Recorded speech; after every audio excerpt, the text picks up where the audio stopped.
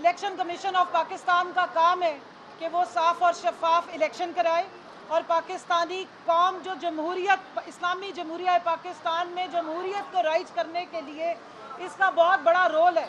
लेकिन अनफॉर्चुनेटली 8 फरवरी को आप सब ने देखा और हमने बर्दाश्त किया। फस्तायत भरा इलेक्शन हुआ। इलेक्शन से पहले हमारी, जब हम अपने पेपर्स नॉमिनेट करने के लिए अपने प्रपोजल सेकेंडर से अगर आप उठा लें तो उनको उठा लिया जाता था, मारा पीटा गया। हमने उस वक्त दरखास्तें दे के बड़ी मुश्किल से ट्रिब्यूनल से अपनी वो पेपर्स, नॉमिनेशन पेपर्स जो हैं वो अप्रूव कराए।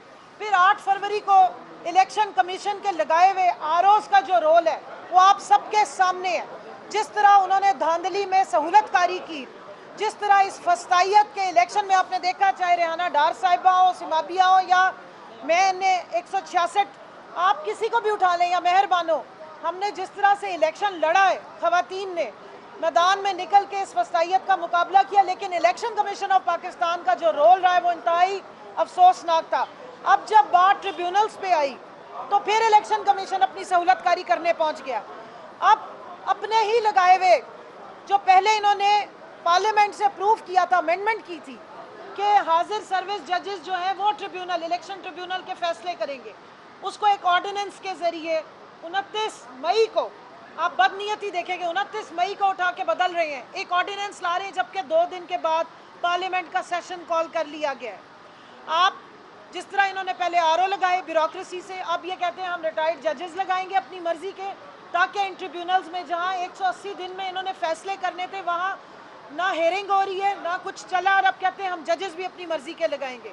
तो उसके खिलाफ सुप्रीम कोर्ट में आज ये भागे भागे आए थे अपने रेस्क्यू करवाने के लिए कि किसी तरीके से ये जो इस्लामाबाद की 3 जो ट्रिब्यूनल की एप्लीकेशंस हैं उस पर जब इस्लामाबाद हाई कोर्ट फैसला देने वाली थी तो इन्होंने भाग लिया वहाँ से, और ये कोशिश कर रहे थे कि इस ऑर्डिनेंस के पीछे छुप के जो वारदात करनी है मजीद, कि जो लूटा हुआ हमारा इलेक्शन है, जो लूटा हुआ हमारा मैंडेट है वो हमें वापस ना हो।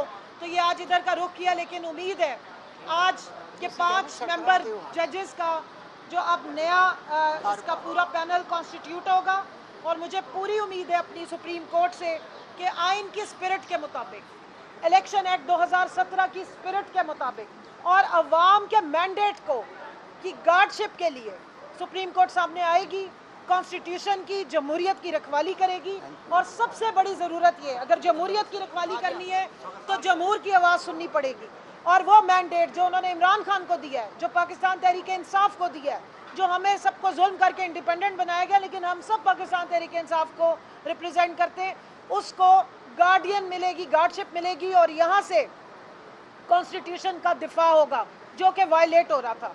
मुझे बहुत अफसोस होता रहा इस बात पे कि ना जमहूरियत को देखा गया, ना आइन की स्पिरिट को देखा गया, और इसकी पामाली करते रहे। अब उम्मीद है कि इलेक्शन कमीशन ऑफ पाकिस्तान जो कि एक आइनी इदारा है वो आइन की रखवाली करेगा और वो पार्टी नहीं बनेगा। अब तक तो वो पार्टी बनता रहा है, अब तक तो वो ऐसे लग रहा है कि कोई पाकिस्तान तहरीक इंसाफ के कैंडिडेट्स के साथ उनको कोई ख़ास अनाद और बुग़्ज़ है।